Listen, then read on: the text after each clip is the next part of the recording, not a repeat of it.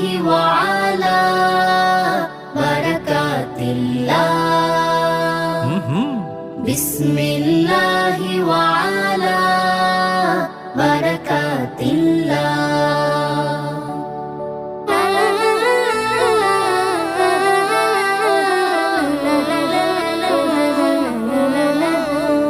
খাবার হলো মহান রবের এক নিয়ামত, সে খাবার করো না কখনো অপচয়। একদম হেলান দিয়ে কিংবা শুয়ে খাওয়া ঠিক নয়, ছোট্ট ছোট্ট লোক মাতে খানা খেতে হয়। ঠিক খাবার হলো মহান রবের এক নিয়ামত, সে খাবার করো না কখনো অপচয়।